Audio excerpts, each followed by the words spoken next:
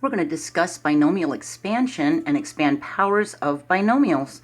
We're also going to do it with radicals and fractions if you watch to the end of the video. This is 15.4c. If you haven't seen A and B, you might become lost or confused, and there's a link in the description to the 11 previous videos for this chapter. Okay? We can use the binomial theorem to expand powers of binomials. We saw this in video 15.4a. All we have to do is, if we have to expand x plus y to the third power, we can use x as the a, y as the b, and the 3 as the n. We just plug everything in and follow the theorem, and we'll find out that it'll equal x to the third plus 3x squared y plus 3xy squared plus y to the third. And I'll show you how to do this step by step. So we can expand x squared minus 2y raised to the fifth power. And I'm going to step back so you can see what I did here. I made each term a different color so we can see how to simplify them, okay? So we're going to let a equal x squared, b is going to equal negative 2y, and n is going to equal 5. It's raised to the fifth power, so we have 1, 2, 3, 4, 5, 6 terms, okay? The first term, if we follow the theorem, we have n choose 0 times a to the n. So we're going to have 5 choose 0 times x squared raised to the fifth. We can multiply these, can't we? That'll give us x to the 10th power. 5 choose 0 is equal to 5 factorial over 0 factorial times 5 minus 0 factorial. That's going to give us a 5 factorial here, isn't it? And that's just going to give us the same numerator and denominator, so that's a 1 times x to the 10th. So our first term is x to the 10th power. Okay? For our second term, we have 5 choose 1, and if you notice, and we've discussed this before, the exponent for a is going to decrease from 5 to 4 to 3 to 2 to 1, so it's just an x squared, to 0. So it'll just be a 1, so I didn't even write it.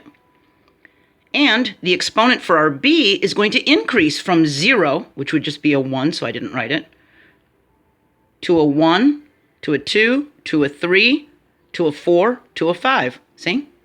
So as the exponent for a decreases, the exponent for b increases. All right?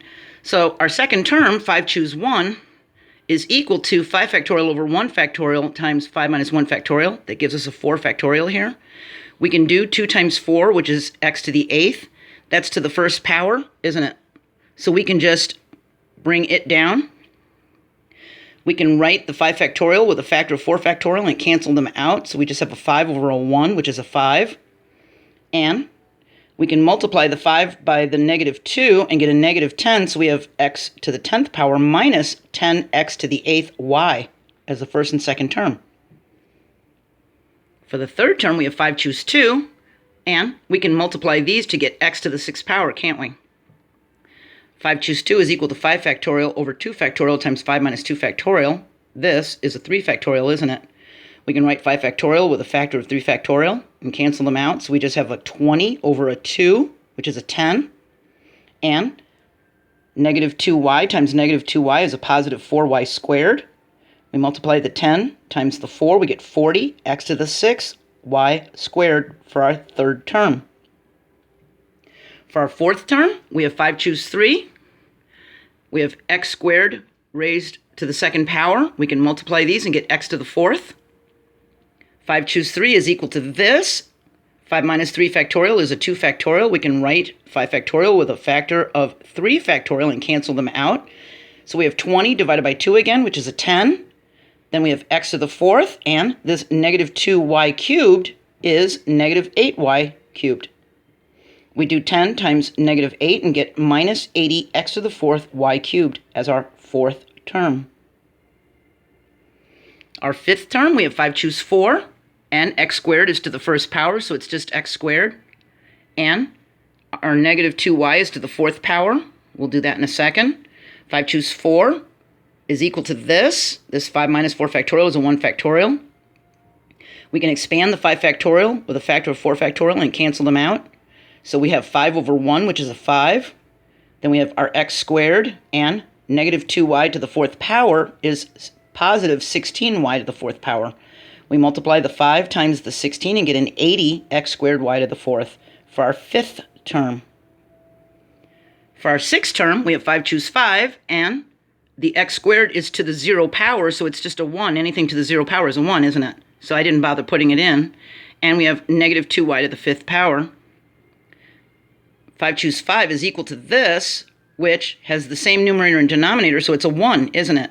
Then we have our negative 2y to the 5th power, which simplifies to a negative 32y to the 5th power.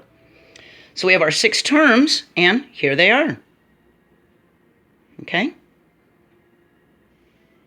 Now we can expand even to the nth power. Here we have 1 plus 3 to the nth power, and you might say, well, that's just 4 to the nth power, but we're going to let a equal the 1 and b equal the 3. And then the n is going to be an n, okay? If we follow the binomial theorem, we have n choose 0, and then our a is the 1. So it would be 1 to the nth power. Well, 1 to the any power is 1, isn't it? 1 times 1 is 1. 1 times 1 times 1 is 1. So actually, we can cross off these 1s because we don't need them. We're just multiplying by 1. What that leaves us is n choose 0 plus n choose 1 times 3, because we have 3 to the 1st power, so it's a 3.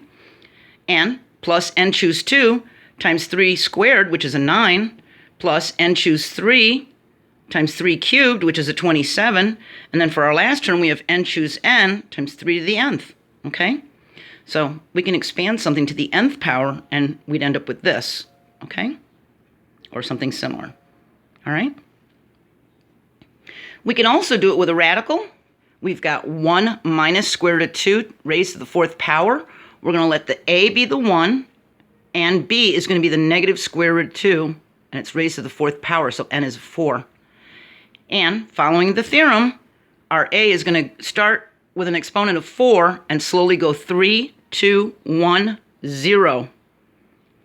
And our b is going to start with a 0 exponent and then have a 1, 2, 3, 4. It's going to go up, isn't it? 4 choose 0 can be written like this, and we're going to end up with the same numerator and denominator, so our first term is going to be a 1, isn't it? Our second term, we have 4 choose 1, which equals this. This 4 minus 1 factorial can be a 3 factorial. We can cancel it out, writing 4 times 3 factorial, right? That gives us 4 over 1, which is a 4, and 1 times 1 times 1 is a 1, and negative square root of 2 to the 1st power is just negative square root of 2, isn't it? So we've got 4 times 1 times negative square root of 2, which gives us a negative 4 square root of 2. For our third term, we have 4 choose 2, and we have 1 to the 2nd power, which is just 1 times 1, so that's going to stay a 1. We can do 4 minus 2 factorial and cancel out the common factorials, so we've got a 12 over a 2, which is a 6, isn't it? And we've got our 1, because 1 times 1, and we've got negative square root of 2 to the 2nd power, which simplifies to a positive 2, so we've got 6 times 1 times 2, which is a 12. For our next term, we've got 4 choose 3, and now 1 is to the 1st power, and we've got negative square root of 2 to the 3rd power. 4 choose 3 is equal to this. We can do 4 minus 3, which is a 1 factorial. That gives us a 4 over a 1, which is a 4, isn't it? We've just got our 1 here, and negative square root of 2 cubed is negative 2 square root of 2. We do 4 times 1 times negative 2 square root of 2, and we get negative 8 square root of 2. For our final term, we've got 4 choose 4. 1 is to the 0 power, so it's just a 1, isn't it? And we've got negative square root of 2 to the 4th.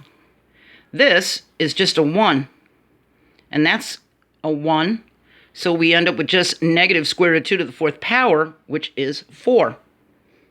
So now we've got 1 minus 4 square root of 2 plus 12 minus 8 square root of 2 plus 4. We can combine the like terms. We've got a 1, a 12, and a 4. That gives us a 17. We've got minus 4 square root of 2 and minus 8 square root of 2. That gives us a minus 12 square root of 2. See?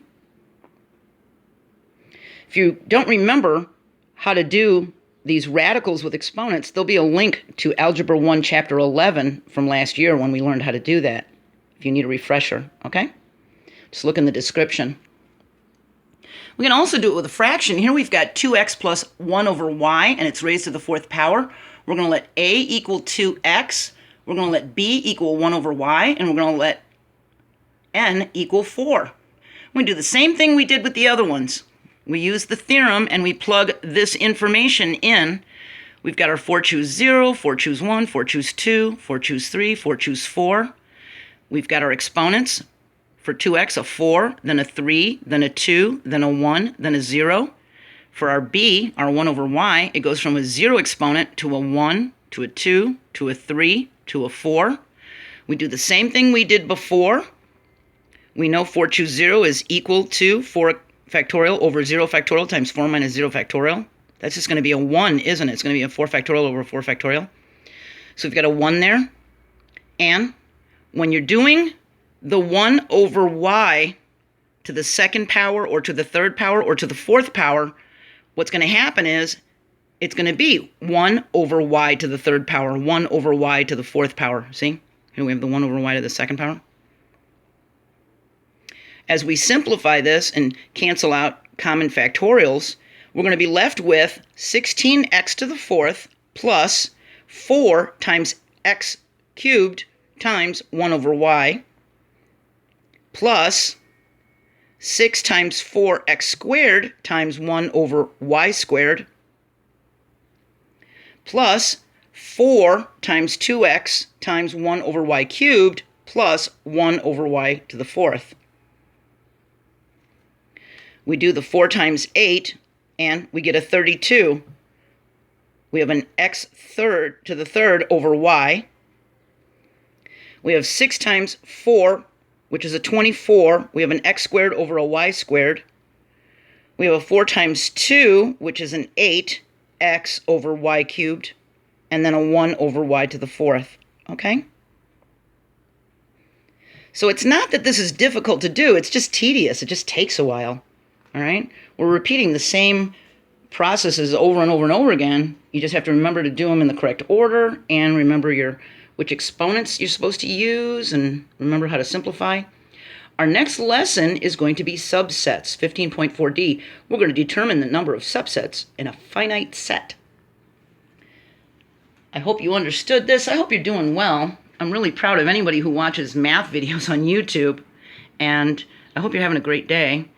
If you like the video, hit the like button for me. It lets YouTube and me know that I did all right. And you can always comment and say hello below. See you next time. Bye.